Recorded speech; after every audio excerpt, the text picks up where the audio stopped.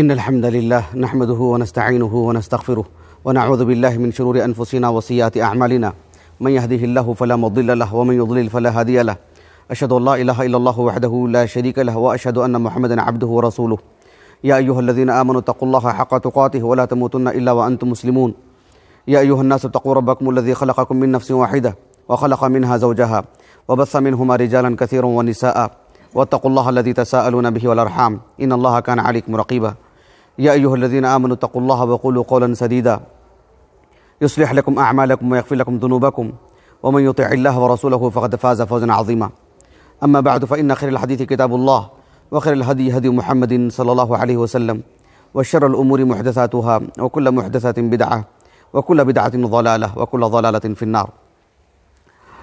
آج کے اس خطبے میں ایک بات میں آپ کے سامنے رکھوں گا انشاءاللہ۔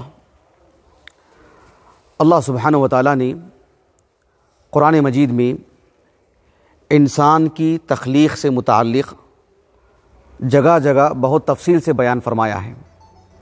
اللہ سبحانہ و تعالیٰ نے انسان کو کن اشیاء سے پیدا فرمایا، انسان کی مزاج میں کیا کیا باتیں ہیں، انسان میں کیسی کیسی کیفیتیں ہوتی ہیں، اللہ تعالیٰ نے کئی جگہ پر قرآن مجید میں فرمایا۔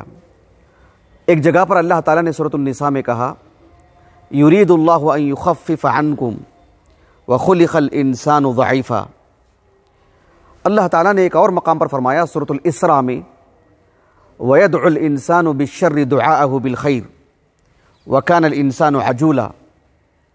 اللہ رب العالمین نے سورۃ المعارج میں بیان فرمایا إِنَّ الْإِنسَانَ خُلِقَ هَلُوعًا إِذَا مَسَّهُ الشَّرُّ جَزُوعًا وَإِذَا مَسَّهُ الْخَيْرُ مَنُوعًا۔ دیکھ رہے انسان کی مختلف کیفیتیں۔ انسان کو اللہ رب العالمین نے کمزور بنایا، اس کی جو تخلیق ہوئی ہے دیگر مخلوقات کے مقابل، پھر اللہ رب العالمین کی شریعت کو سنبھالنے کی جو قوت ہے اس میں کئی ایک طرح سے اللہ رب العالمین نے انسان کی طبعی اعتبار سے اسے کمزور بنایا ہے۔ اللہ سبحانہ و تعالیٰ نے انسان کی ایک صفت یہ بھی بتائی، اس کی کیفیت یہ بھی بتائی کہ وہ بہت جلد باز ہے۔ اس کی زندگی میں جو مشقتیں ہوتی ہیں، جو تکلیفیں اس کو آتی ہیں، صبر نہیں کرتا ہے، بے صبرا رہتا ہے، نتائج پر نظر نہیں رکھتا ہے، دور رس نگاہ نہیں ہے، ذرا سی بھی کچھ خلل دیکھتا ہے اپنی طبیعت میں، اپنی زندگی میں، خود پہ بد دعائیں کرنے لگتا ہے، موت اور ہلاکت مانگتا ہے یا خودکشی کر لیتا ہے۔ اللہ تعالیٰ نے کہا کہ انسان کی طبیعت میں یہ بھی بات ہے کہ انسان بہت ہی بے صبرا، جزا فضا والی طبیعت، یعنی ذرا سی اسے کوئی آفت آتی ہے تو پھر گھبرا جاتا ہے، پریشان ہو جاتا ہے، اسے کچھ مال ملتا ہے تو بہت بخیل بن جاتا ہے۔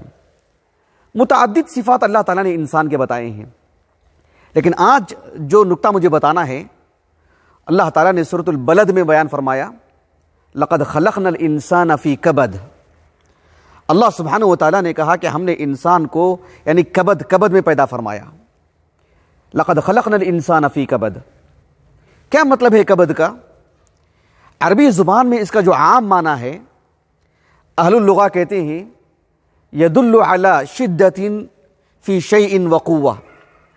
کسی بھی چیز میں جو سختی ہوتی ہے نا، سختی ہوتی ہے، صلابت ہوتی ہے، اس میں جو ٹھوس پن ہوتا ہے، کسی بھی چیز میں جو مضبوطی ہوتی ہے، عربی زبان میں اس کا یہ عام معنی ہے۔ لیکن لقد خلقنا الانسان فی کبد، اس کا تفسیری معنی کیا ہے؟ مفسرین اس کے دو معنی بتاتے ہیں۔ لقد خلقنا الانسان فی کبد، عبداللہ ابن عباس رضی اللہ عنہما کہتے ہیں کبد کا ایک معنی یہ ہے کہ الانتصاب۔ کیا معنی ہے الانتصاب کے؟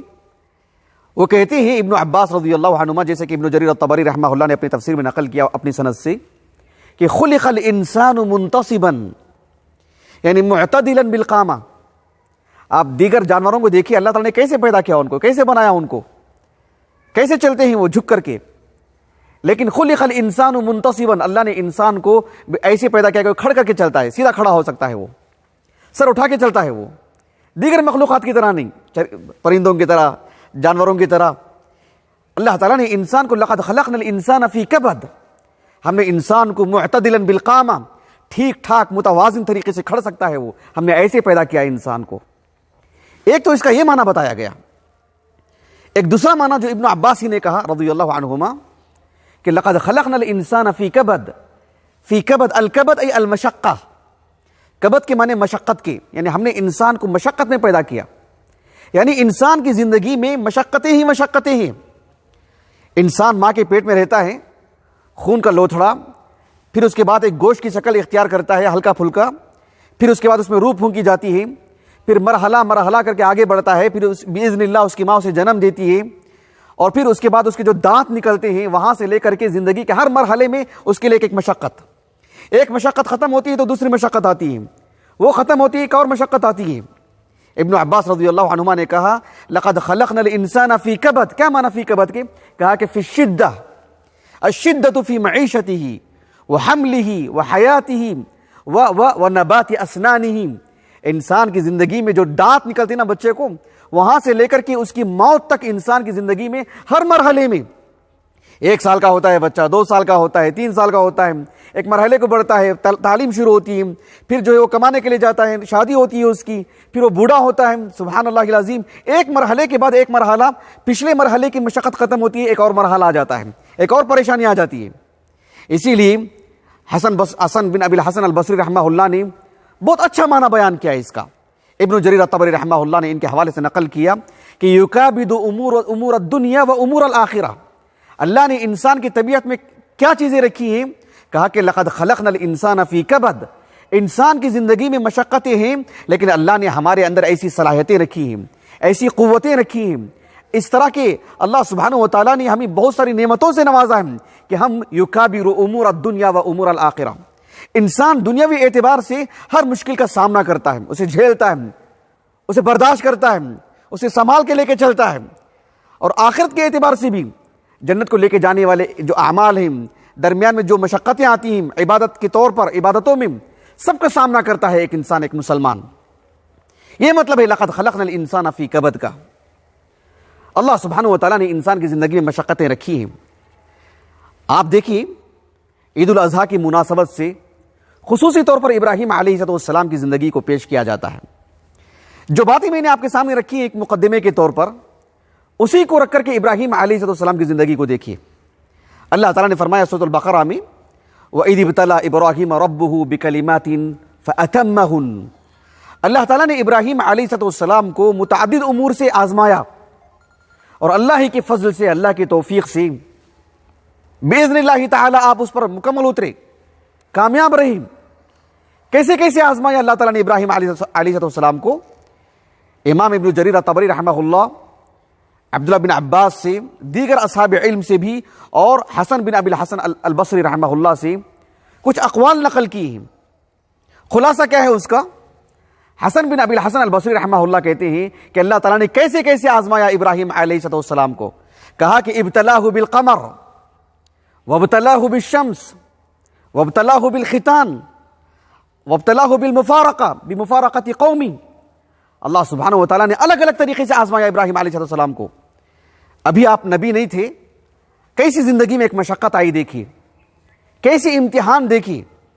فلما جن علیہ اللیل رآ کوکبا قال هذا ربی فلما افل قال لا احب الآفلین فلما رأى الشمس فلما رأى القمر قال هذا ربی فلما افل قال لئن لم يهدني ربي لأكونن من القوم الضالين فلما رأى الشمس بازغة قال هذا ربي هذا أكبر فلما أفلت قال يا قوم إني بريء مما تشركون إني وجهت وجهي للذي فطر السماوات والأرض حنيفا وما أنا من المشركين.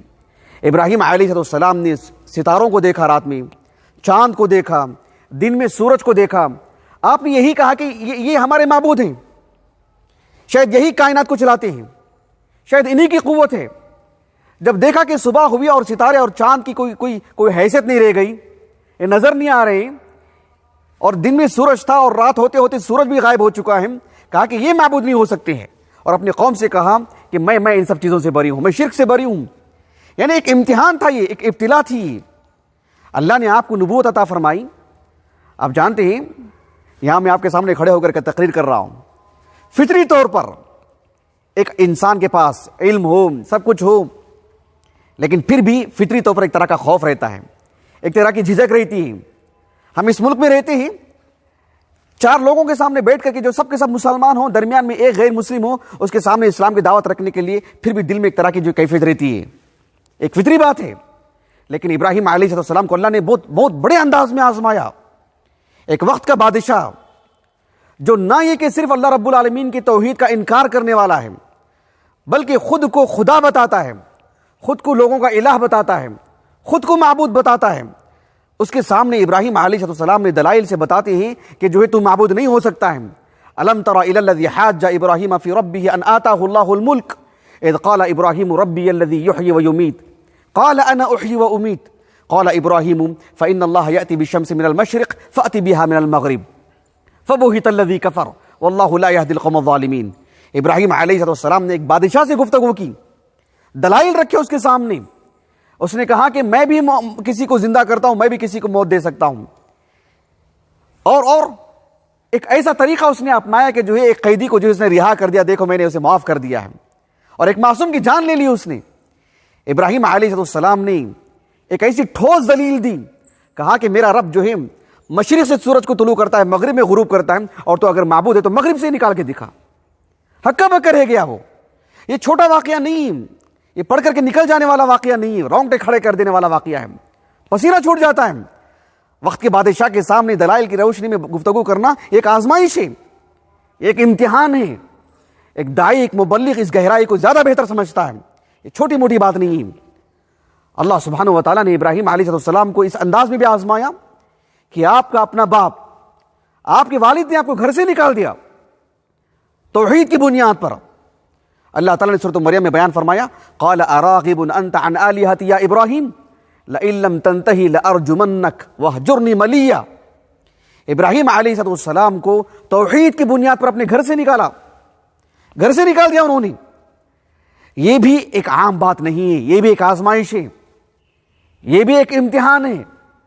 ابراہیم علیہ السلام کو توحید کی بنیاد پر آگ میں ڈالا گیا، وہ بولنے کے لیے بھی جگر نہیں ہے، وہ گہرائی نہیں ہے، وہ تازگی ہم محسوس نہیں کر پاتے ہیں۔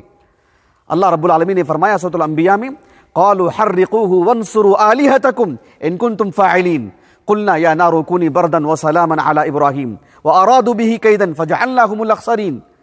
کتنی بڑی آگ سلگائی گئی تھی، ابراہیم علیہ السلام کو اس میں ڈالا گیا۔ یہ ایک بہت بڑا امتحان تھا، یہ بھی آزمایا رب العالمین نے آپ کو۔